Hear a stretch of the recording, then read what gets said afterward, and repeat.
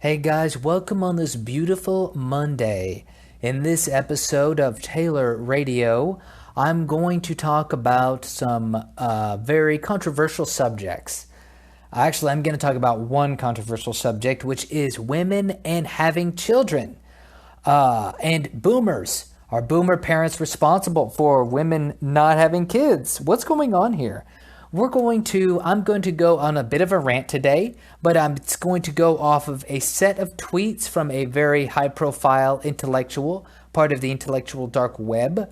I think he made an interesting tweet, which I agree with, and I'm going to discuss it. This may inflame you, but it may not. You can go to my website, tstuch.com, tstuch.com. You can follow me on YouTube, Taylor Space Stutch.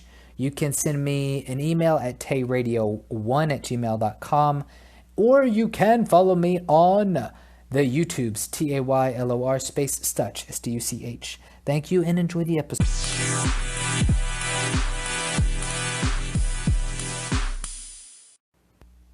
Okay, let's get into it, guys. So Eric Weinstein has not to be confused with Weinstein, has an interesting set of tweets that I think are going to get him into trouble. Now, when I say get him into trouble, I'm obviously not talking about Republicans, conservatives, people that have any semblance of sanity about them.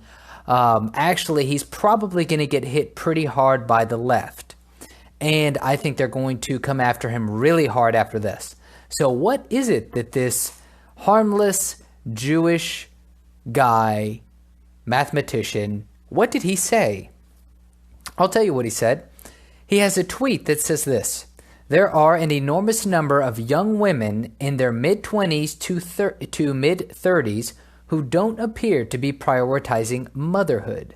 Many of their parents have assets, while many of them do not. No massive transfer is seen. I find the lack of major discussion on this biologically puzzling.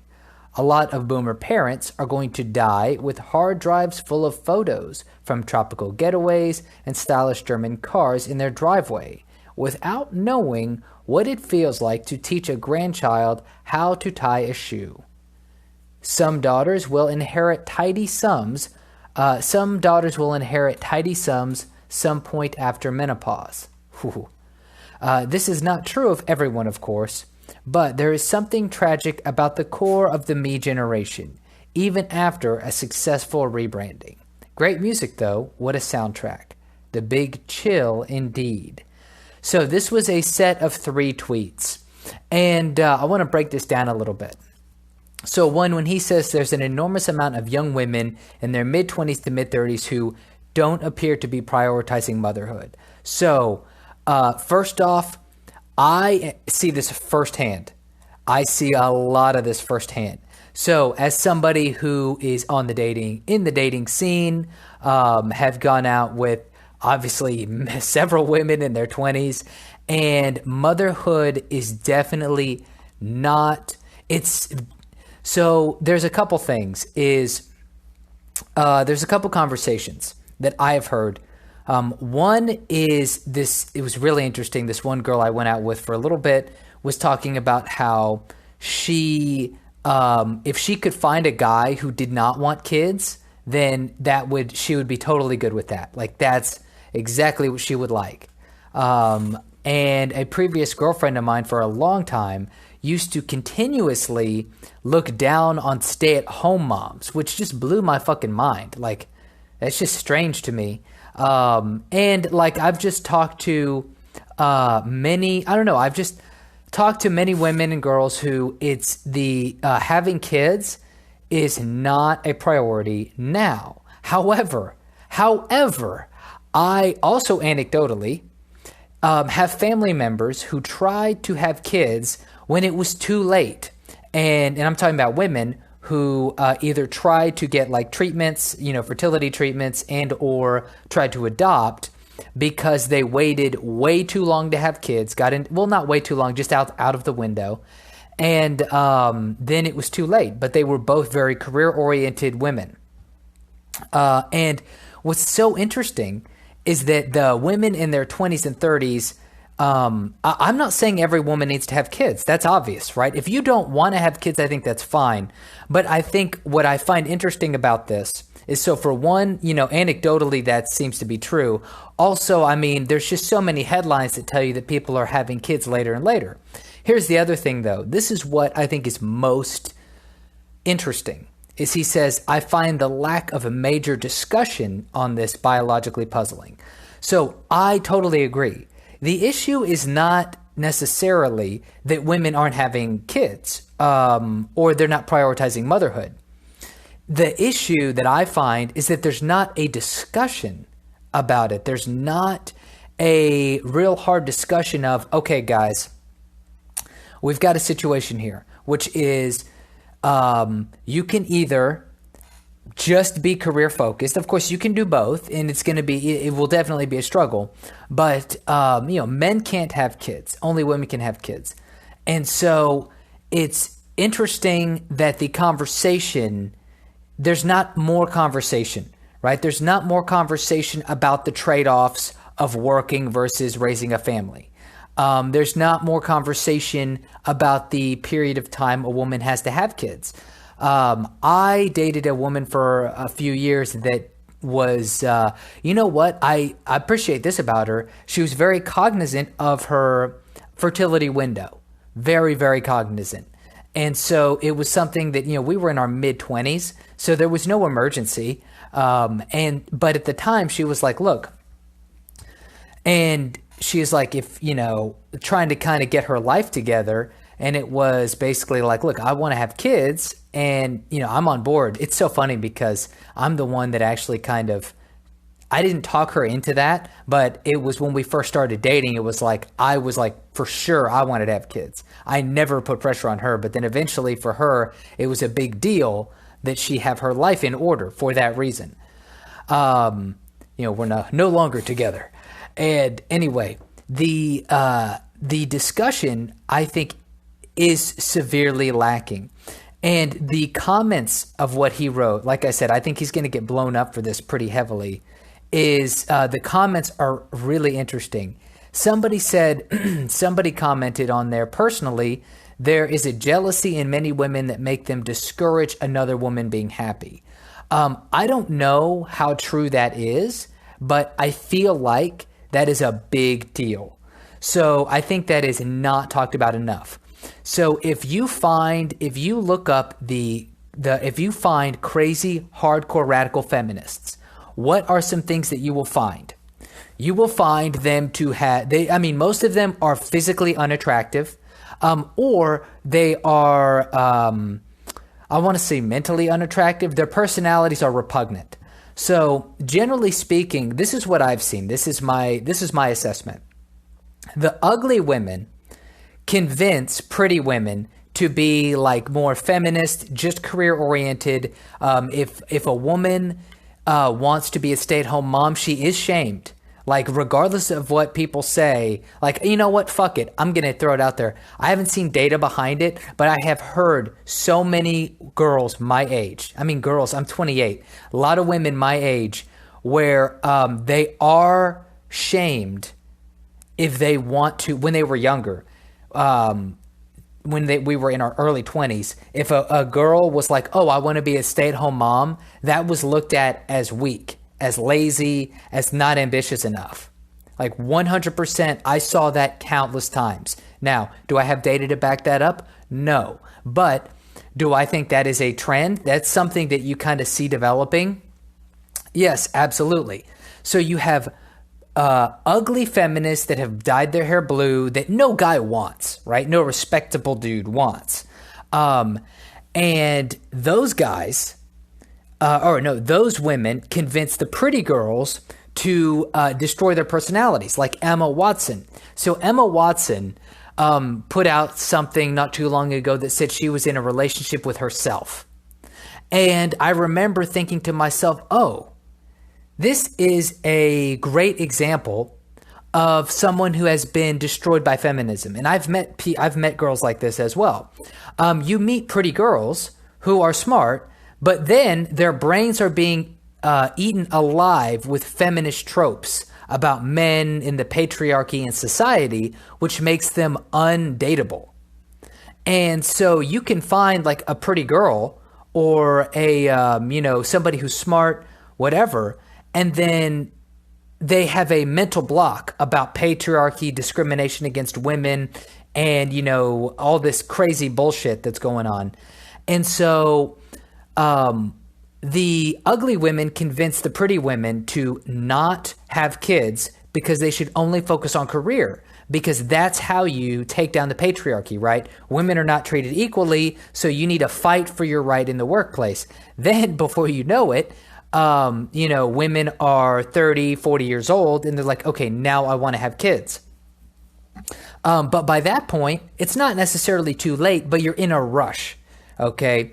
So I am not obviously I'm not an expert, but I keep hearing lectures I've heard it from multiple high-level psychologists. I don't know. I mean, one was Jordan Peterson, but another, I can't remember. There was one or two others who have mentioned that when women get into their 30s, they're realizing that pursuing a career is more empty than they thought. And I think that is extremely interesting and also true, because a lot of men, historically speaking, many men who were off going to work every day didn't do it because they loved it. Like, most jobs are not fun jobs. Like, do you think coal miners went out into the coal and were dying of black lung because they loved their jobs, because of the patriarchy? No, they didn't go out into coal mines to oppress women. Do you think the people that do you think the guys that work out in oil fields are going out there to oppress women, and they want their woman to stay home because they think that women are less than them? No. I mean, I'm sure some people do think that women are less than them, but who gives a shit? That's not why they go to work, and basically a lot of guys will tell you this, and a lot of women will tell you this too, that are in the workforce. Like, I talk to people, right? Something that Gary Vee encourages is talk to older people, talk to your grandparents, talk to other people's grandparents, talk to the older generation. Most people just have a job. Most people don't have a career that they love.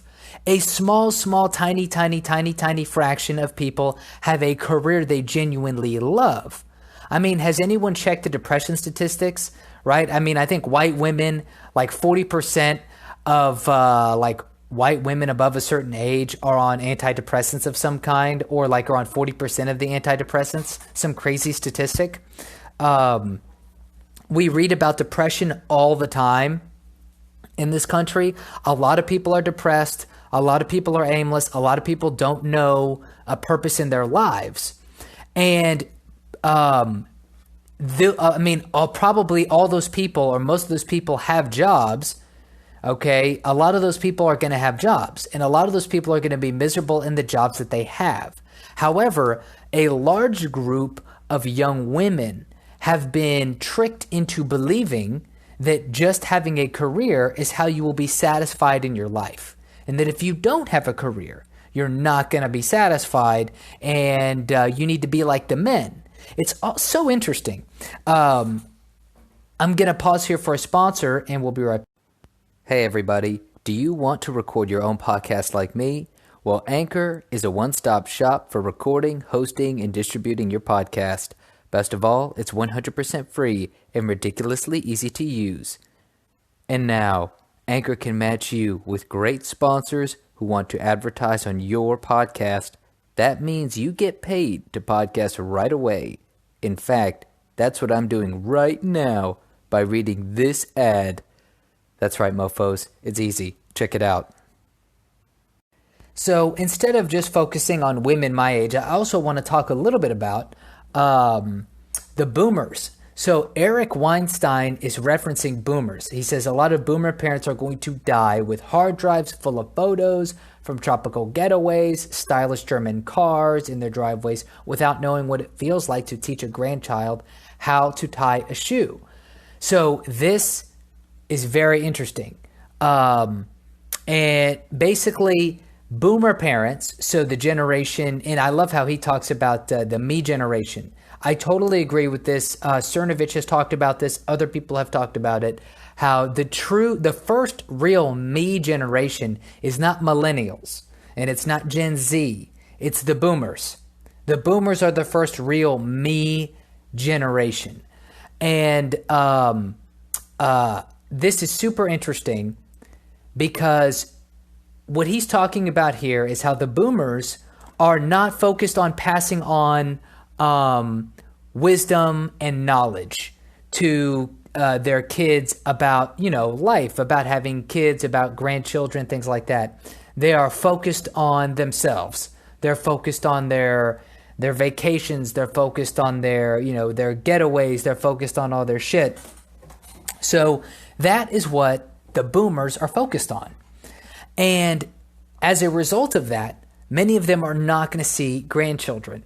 Now, it's like I said, I see this on the ground already. Like, I come from a pretty big family. None of us, we're all getting older now. None of us are having kids. I also think, I don't know. It's crazy. It's absolutely insane to a degree. But let's jump into the comments here. So, like I said, there's some interesting comments. One person wrote, Camille Paglia has spoken of this. I've watched many women my age, late 50s, actively discourage their daughters from getting serious before their careers are established. Yes, that's one thing. So a lot of women have. I've talked to, like I said, this is all anecdotal, but I've been on many dates. I've dated many women. I am not a player by any means, but definitely actively pursuing a career is the first priority. Now, that's not necessarily a bad thing if people understand the opportunity cost. But what's not discussed, in my opinion, is the opportunity cost. For example, I was talking to a girl the other day that I've known for many years, and she's a police officer, and she has been married and has been divorced. She's a year or two older than me. And for her, somebody asked her, like, oh, what are you doing? Not about having kids. Like, oh, why don't you come do something with us more often? Was kind of the question. And she goes, oh, well, I'm pretty much just focused on work and, taking care of my dogs and like work and stuff like that. And I thought that was interesting, right? Because you have someone here who, young girl, pretty, wants to be in a relationship, may or may not want to have kids. Like, she might want to have kids, but her priority is focused on her career.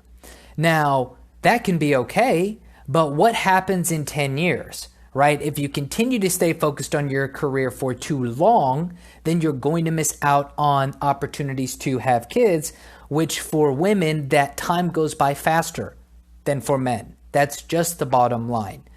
And so it's not being discussed. It's not being talked about. Somebody else wrote here, let's see here. My neighborhood is primarily wealthy boomers. I agree wholeheartedly. I wonder sometime if their obsession with their own youth prevents them from seeing themselves as elders and behaving as if they have responsibilities to others. This, I think, is a really good comment.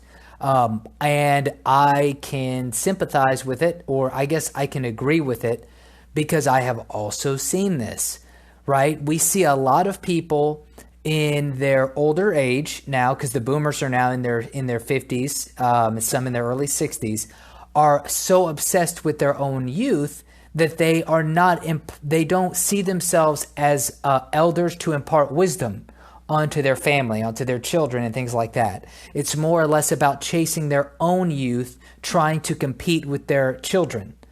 I have seen this 100%, where you see, older men and older women trying to almost compete with the youthfulness of their children, instead of looking at their children as like, hey, you're the next generation, and I need to give you everything possible to succeed, including wisdom.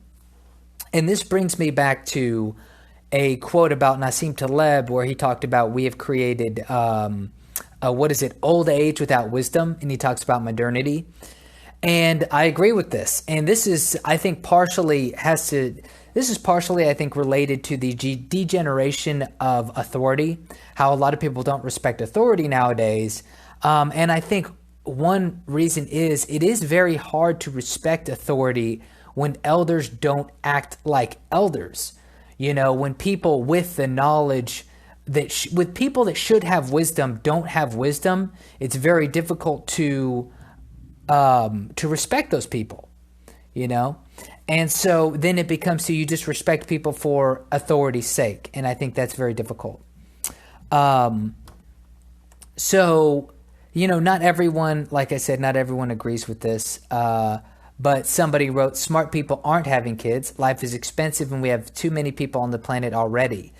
That's part of that tweet. So somebody else commented, interestingly, that a lot of people aren't having kids because money in situations like that. And somebody else responded, later on in the thread, they responded that, you know, going out to eat every once in a while used to be like going to McDonald's. And even some unpopular figures like Stefan Molyneux has made a good point that you can have a family and not have a lot of money, but you have to downsize. You just have to downsize. Like if you want to be a stay-at-home parent, if you want to have a stay-at-home parent, you can do that. But you're not going to be in the nicest part of town with the nicest house with all the new shit. Like you might have to deal with the fact that you're going to be a stay-at-home parent and you're going to live in lower quality conditions, but you could have a loving family that way as well. We've all seen wealthy people, or many people have grown up in wealthy families where they did not have a lot of luxuries afforded to them, but they were still able to have a good family system. I mean, I grew up in a situation where, you know, there was ups and downs financially. Some years were good, some years were not good.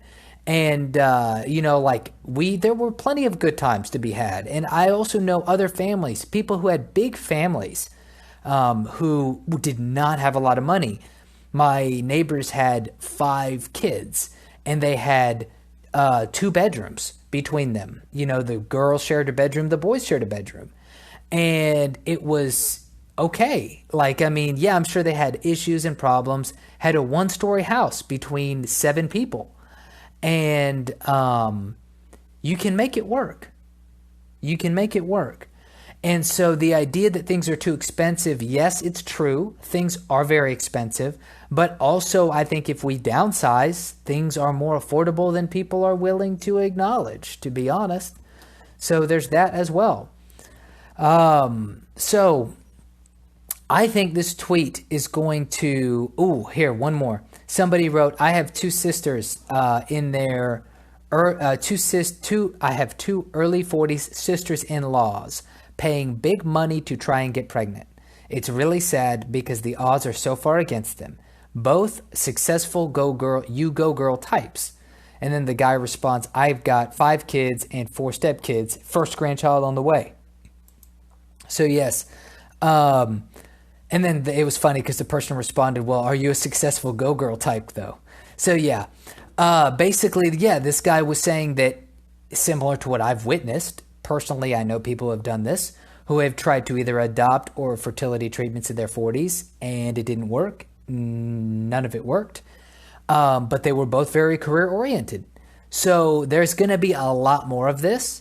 And like I said, I actually had this discussion with a girl I went out with briefly, where we talked about this situation. She was the one that was like, well, you know, if I met a guy that didn't want to have kids, that would be like, I would get with that guy immediately.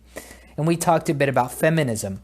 And one of the things that we discussed was how we talked about, I said, well, one issue though with the women and kids situation is that I don't think people are talking about it enough. And she agreed. She was very, very hardcore kind of feminist type, you know, which is why one reason why it was not going to work.